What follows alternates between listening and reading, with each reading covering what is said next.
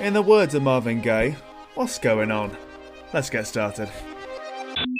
Another race for the world's greatest driver, Juan Manuel Fangio. Former world champion Jim Clark leapt into the lead. That's Clark's Lotus going like a bomb. And James Hunt is the world champion by just one single point. By being a racing driver, you are under risk all the time. And if you no longer go for a gap that exists, you're no longer a racing driver. And that is Michael Schumacher ahead, the world champion. To become a four-time world champion, Sebastian Vettel, Lewis Hamilton, champion of the world. That's for all the kids out there who dream the impossible. Max Verstappen is champion of the world. Oh my God! Max Verstappen, you are the world champion! The world champion! Hello and welcome to episode 9 of F1 in Review 2023. I'm Tom Clabon and as ever I'm joined by Tristan Fancourt and Angus Gallager. Today we're talking about Ferrari and Haas, but first of all, the Ferrari team principal Fred Vasseur says that Red Bull's flawless start to the season is partly owing to the constructor being handed a quote very light punishment for breaking the sports budget cap back in 2021. The head of the new fourth place constructor is quoted as saying Red Bull have done a very good job, but the penalty they were given last October, which is basically a £7 million in terms of dollars fine and a 10% reduction in annual wind tunnel development time, was quote very low. In response to this, Red Bull team principal Christian Horner has described the penalty, when it's first given out that is, as very harsh and pretty draconian. So after his team exceeded the sports budget cap by just over £1.8 million, that's dollars, pounds rather, in 2021. So does Fred have a point, or is it just a case of maybe sour grapes to a point? Let's go with Angus. I still maintain, I think I said this last year in the wake of the punishment being handed out, I think that it's a lenient punishment overall, one which I think not the Red Bull have got away with it, but definitely it's one which is lenient when you look at especially the start they've made to the season, how they've also had some reduction in aero time and wind tunnel time, and yet they are still 4 or 5 tenths clear of everyone. So I can see why old Fred would say that it's a punishment which is quite lenient and quite sort of forgiving. At the same time, I take your point on sour grapes. I thought it was a savage comment to refer to them as the fourth place constructor specifically. Stating facts, of course. Oh, they are, yeah. Go on. They're stating facts, but a savage way to describe their season, and one which would make you think if they were further up the championship, they wouldn't necessarily be pointing the finger at Red Bull. And at the same time, I think that Fred Vasseur has not gone and stood out in front of the press and said this in isolation. It would have been in response to a question he's been asked in a media briefing. But yes, it does show that there's kind of, it's not all right at Ferrari, and maybe we have to give him the benefit of the doubt for now, some time to implement the changes which he's trying to bring in a Ferrari team which is, I mean, in its good moments last year could arguably have been said to be rather broken. And perhaps we need to give them time, but for now, yes, it does seem, whilst the punishment was lenient, is he pointing the finger elsewhere, arguably? Well, it's hard to tell, isn't it? And what would Formula One be without the angry outcries from the opposition, paired with the denial from the team in question? And it's not only Red Bull that have had these, shall we say, brushes up against the grey areas of Formula One. Other teams have had their fair share of conflict with the paddock and with the FIA. Ferrari had their engine, which we've said before in this podcast was not necessarily illegal, but certainly in the deepest grey areas of Formula One legality. And Mercedes had the DAS system where they could change the sort of camber of the wheels and the turn alignment to make it they could pull the steering wheel, and that was very fun, and that was also in the grey areas, and other teams said, it's illegal, and the FIA ruled one way or the other. And every team is always going to say whatever punishment they get is deeply unfair. It's such a fatal wound to us, and the other team's going, it's a mere scratch. Hit them harder. Really grab them by the jugular. And unfortunately, this is just a case of Red Bull, I think, not yet having the damage sort of impacting them yet. And it will eventually. I think this is a bit like an infection, the reduction of wind tunnel time. It may not seem all that impactful now, but later down the line, when the infection spreads, it starts to impact the team a little bit more as they can't develop the car further. Now, it's worth pointing out, though, that a lot of this punishment relies on other teams playing catch-up. Yeah. So, if you were to look at it from another perspective, you may say, well, look, what the FIA have done is effectively crippled Red Bull in a way that still keeps them relatively competitive, but definitely hampers their overall performance and their especially this year. If everyone else is going to tie their own feet together with poor designs, that's not Red Bull's fault. And Ferrari have said that there's big things coming. Mercedes are having to change their design as well. So I'd put it to Fred,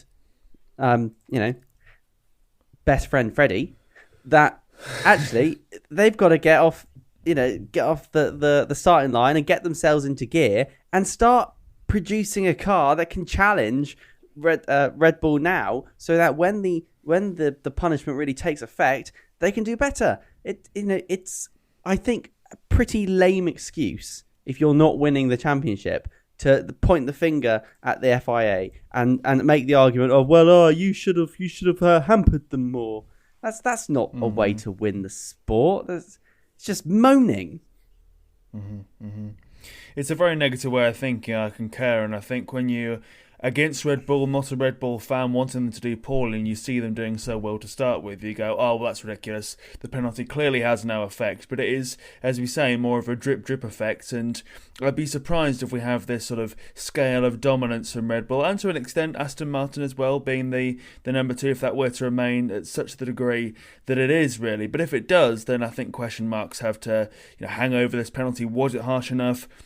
When you're exceeding the cost cap by a fair margin of over $1 million, I find that hard to believe that's by accident, so to speak. That's very much a misinterpretation, granted, but that is a big gap, and that can make a difference owing to, we saw, for example, or even said last episode, that rebuilding cars is, let's say, £500,000 if it's really bad, or, even minor things can cost hundreds of thousands of pounds, so it does make a big difference, but it is very easy. It's a bit of a cop-out, isn't it, for Ferrari to go, well, look, the reason we're doing badly is because someone over here cheated and didn't get found out about it, when they're tripping over their own feet. Mercedes are making the same mistake, and Aston Martin have burst out from the pack, but are still not too close, really, to Red Bull. But I think, as Christian Horner said, it was very important they made this positive start, got this good ground in front of them, and made that up while their competitors were perhaps, realigning themselves, because I think there is going to be a closing up of the pack come later on, and I think they're acutely aware of that. Unlike McLaren, they couldn't really afford to go and miss their deadlines or internal targets or anything like that, because they'd be reaping, let's say, the worst effects of them, really. But it's not an answer, it's not a topic where there's going to be clear consensus. There's always going to be a division of opinion, and in years to come, no doubt there'll be, Red Bull should have been disqualified at 2023, but then you can go and say, X constructor could have been disqualified or hampered further because of, let's say, brake ducts, for example, if you're Racing Point, now Aston Martin. So it's yet another element of controversy, I say, in the sport, but I'd be very much surprised if at the FIA, Formula One, anyone involved in the sport goes, let's make this really spicy come the last quartile of the calendar and go and dock them by even more. And by even more wind tunnel time. So, it's very much mudslinging, but it is a bit of a get out of jail free card, really. But do you think that Ferrari are capable of closing the gap? Are they the ones to go and bring the fight to Red Bull? Or are they very much going to be staying where they are and maybe rising to third, but not much more than that? Well, we can certainly talk about Ferrari in a moment, but if I can, circle you back to the punishment. I want you to imagine, both of you, that you are the FIA stewards, the rulers of F1, our glorious dictators at the top, looking down at us like the eyes of Sauron. and you've been presented with this quandary yourself, and you have to pick a punishment. Would you have gone harsher than the FIA? Would you have been more lenient than them, or do you think you would have stuck to a very similar sort of level of punishment? I think it's laughable to start with that there's some people saying, well, they breached the cost caps, they breached the budget, so therefore they should be disqualified from the sport for, let's say, a year or indefinitely. I think it's quite clear to me who's saying that and why they're saying it, but I'll leave others to go and decide what I'm really hinting at there. But I think maybe a bit more wind tunnel time. I think that would have hit them a bit more than, let's say, an increase of that fine to, let's say, $10 billion or something akin to that. But maybe perhaps it could have been better for the FIA, the powers that be, to go and draw the sanction, the penalty out further, because at the moment the wind tunnel time reduction only hits them at a certain point, when I think there should have been an immediate hit or a more immediate hit come the start of the season, which I don't really think we've seen as far yet. But that may be owing to Red Bull engineering their way out of a difficult situation, shall we say. I've already said I think the punishment was too lenient. I think it was almost like the FIA didn't want to cause too much of an upset, really, or didn't have the bottle to cause too much of it, or didn't have the bottle to not cause too much of an upset. I think that it was clear that I don't want to be the person who says, oh, they should have punished them heavily because they're the strongest team and they should be punished as such. I think the punishment had to be fair, but I think it's clear, even with a harsher punishment, say a bigger fine or even more reduced wind tunnel time, Red Bull would still be up there. It's not like you'd be taking away chopping off their wings, so to speak, and really preventing them from competing. Like, they would have still been competing, I think, even with a harsher punishment, which shows that the fine itself was too lenient, and also the wind tunnel time. I agree with Tom about the disqualification point. I think that was a bit over the top, a bit reactionary. But I think something more draconian, but not absolutely draconian, was necessary. What we're talking there, when you say that, Angus?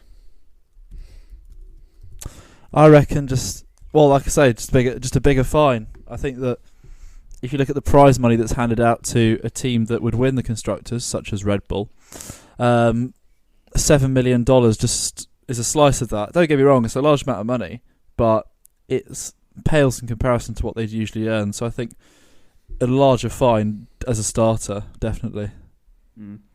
It's always going to be difficult, because I think with the level of dominance that Red Bull had this year,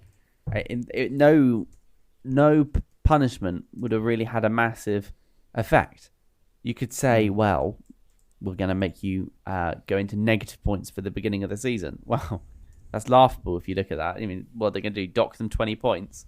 That sounds like a massive deal, and it would be a massive deal for let's say Williams or Haas. But they're going to be looking at that, thinking, well, we can brush that off, and they've already developed the car. Fundamentally, the car that has come out this year is an enhancement of the major development work that they did from 2021 to 2022. So again, I sort of reverse Uno this back to Fred and say, well, look, yeah, you could say to them, well, you've got even less wind tunnel time. We're going to dock you 30% of the already restricted wind tunnel time that you had. But their car is just so good. It's so good. The power unit's good. The aero's already good. It's already been developed. That it's not going to make a difference this year. And I think if you're holding out for that, fans, if you're holding out for the massive change this year for another team to catch up, I think you're going to be waiting a long time. And I think we're going to be at least waiting to look after the summer break and for next year. Other teams are already revising their cars to look more like Red Bull. Red Bull have already done it. It took us a long time to break the Mercedes dominance from the turbo hybrid era, the early turbo hybrid era, up to 2014 to really, should we say 2021 or 2020. It's not going to be overnight, but I think the change is now going to be brought a little bit further forward due to the punishment the FIA gave. Yeah, agreed. And going back to that question of Ferrari, do you think they're the ones to go and bring that fight to Red Bull if Red Bull do slip, stumble, fall back, not be as dominant as before, or are Aston Martin or perhaps Mercedes the one to do that? Because it's been a pretty sluggish start really for Ferrari when we look at this one compared to not only last season but seasons gone by as well. Ferrari are not the ones to challenge Red Bull this year. I think that's clear to see from not just a bit on the wrong end of some bad luck. It wasn't Charles Leclerc's fault that he got tapped around into the gravel in Australia. It wasn't his fault that his engine gave up in Bahrain. But I just think that the car's not quick enough. They've been, the third or fourth fastest team so far this season. Aston Martin and Mercedes are more likely to take the challenge to Red Bull. Aston Martin, I feel like, will end up becoming not just my number one favourite, but also possibly the neutrals' favourite with the way they've started and the way they've leapt up from 7th to 2nd, effectively, at the moment. Mercedes, again, more of a threat than Ferrari. They showed really good pace in Melbourne, being a 10th or 2 off Verstappen in qualifying, getting themselves into a position in the race where they could do something with it before then throwing it away with the poorly timed pit stop for Russell and then the engine blowout. So Ferrari definitely not on that list of who can challenge Red Bull. I think Ferrari look very, very nowhere, if that's a phrase. Very nowhere, lost between two signposts on the road to success. Some might say, "Oh, what an analogy!" Spitting verses for days. I don't think Ferrari will be challenging this year either. I think they have fallen back to, should we say what's after best of the rest? Second best of the rest? Let's go with that. Let's get the second, third best of the rest now, and they don't have really a strategy to improve their car, I think, and that's evident from the internal memo leaks, I think, is the right way to describe what's been emanating from Maranello this week. Ferrari president John Elkann said that the profound changes are underway within the walls of Maranello, in particular in the enhancement of sporting activity on the track. Wow, that's coming from the big cheese, the twin turbo V8 himself at the top, president of Ferrari. I mean, I read that and thought, well, Fred Vazaire's going to be gone. So I don't think that's true. He said he just grappled his way up into the highest manifestations of Ferrari executives.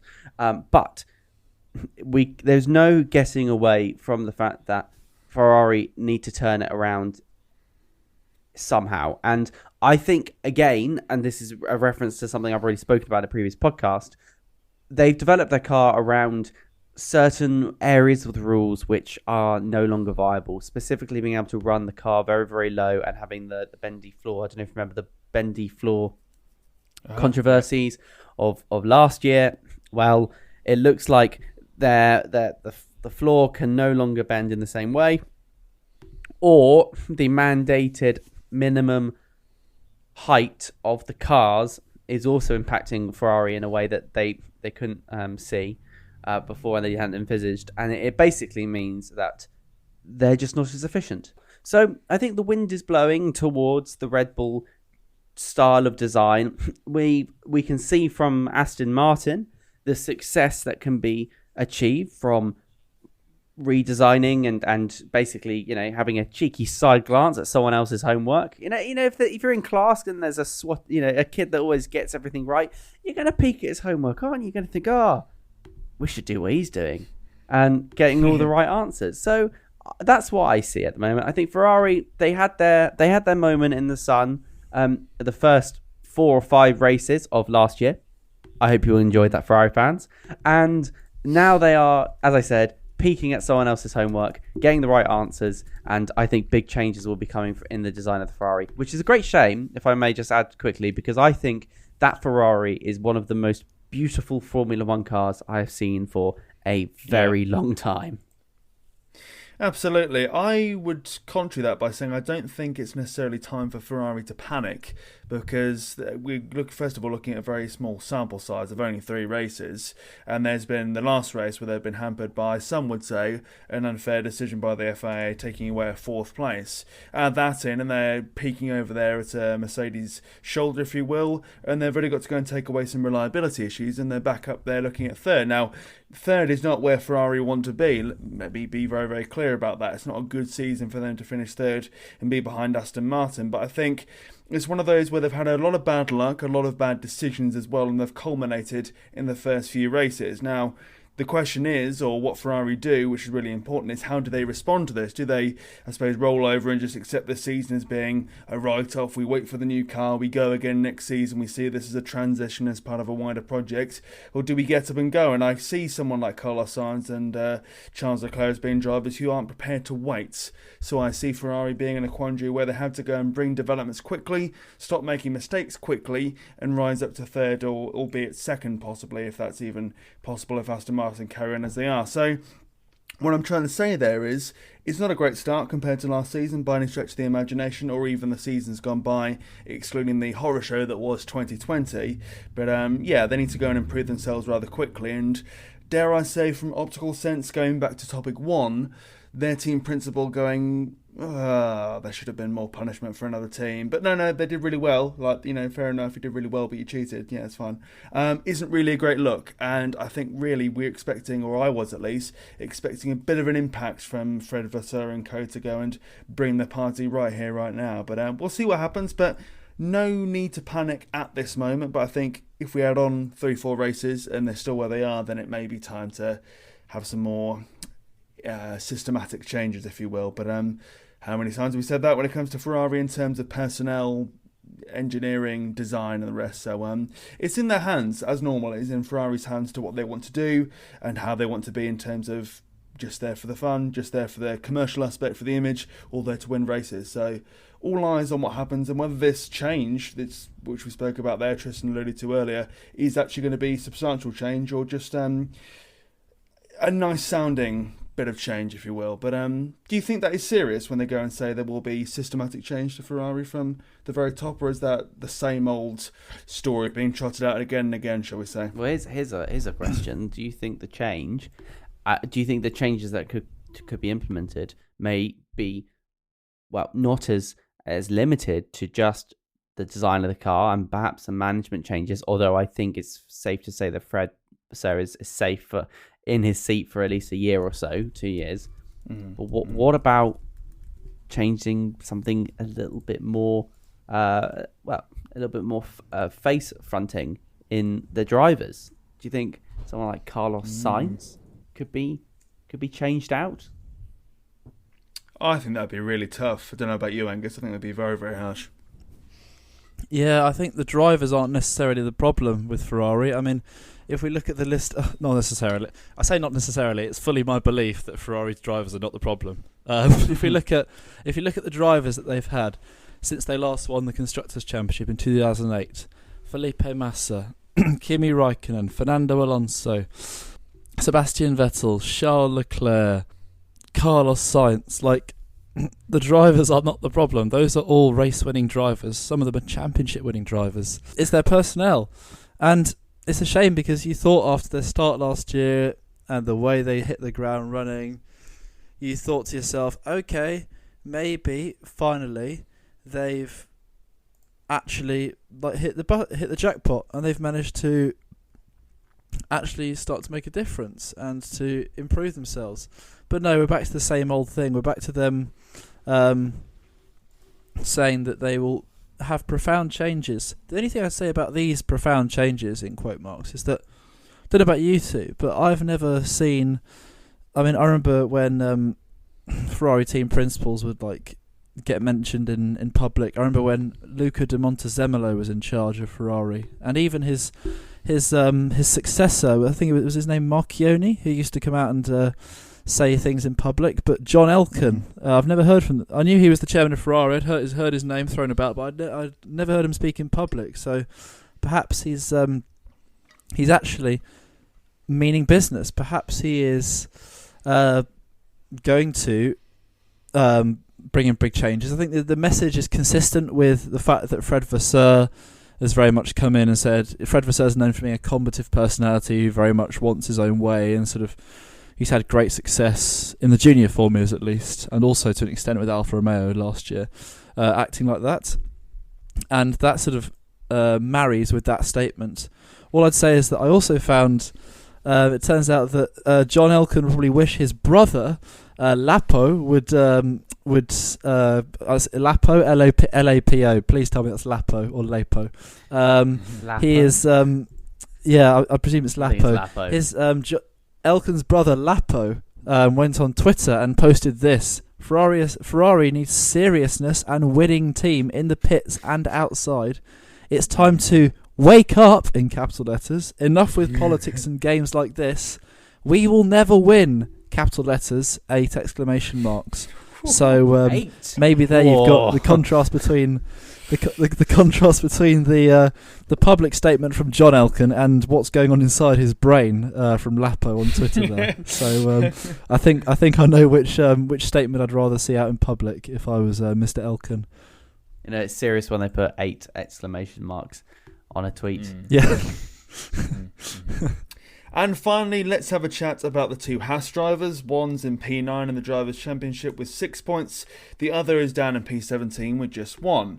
Now, one hasn't had a permanent seat in the sport since 2019, shall we say. The other's raced for them, that being Haas last year, and again between 2017 and 2020, making them the constructors' most successful driver to date. Now, you'd be forgiven, some would say, for thinking, well, the latter of the two there has got to be the one in P9, and surely that old Hulkenberg, Mr. Comeback King, is surely going to be the one struggling down with 1 point. But no, alas, he's the one doing extremely well after returning to Formula 1 from a hiatus in terms of a permanent seat. And after 3 races, he's teaching Haas legend Kevin Magnussen a bit of a lesson. But do you think this will continue? And are you surprised? Because for one, I definitely am. I was a little bit surprised.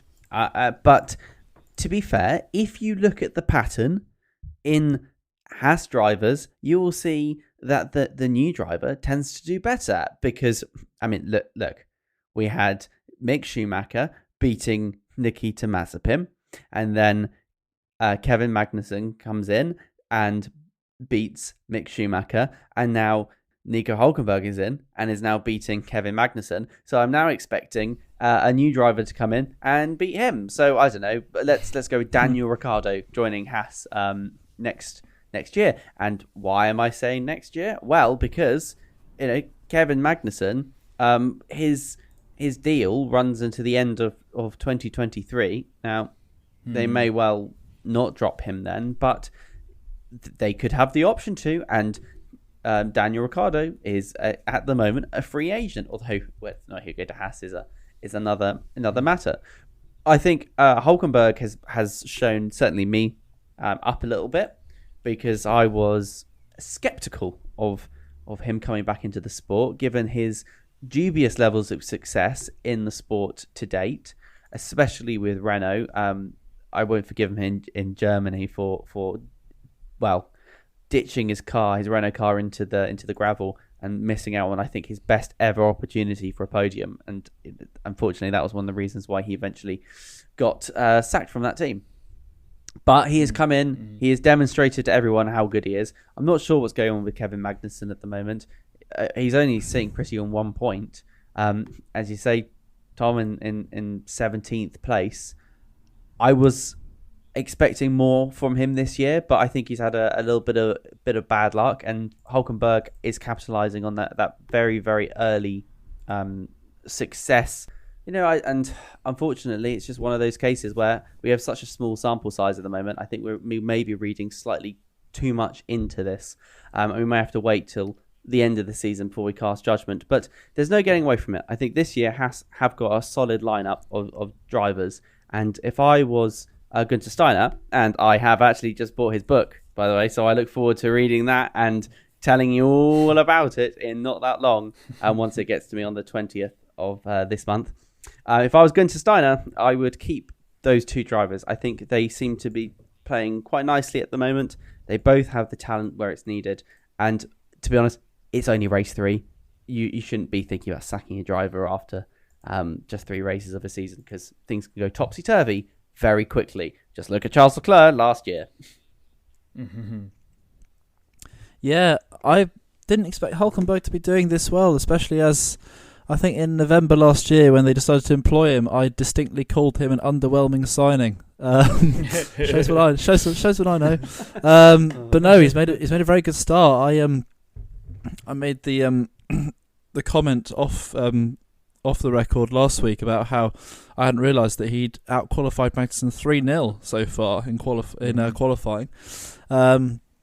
Obviously, the 7th place he got in Australia, which could have been 4th had the restart procedure been conducted differently or the results been done differently, has proven the fruits of his labour. And I think that Haas wanted that experienced lineup, didn't they?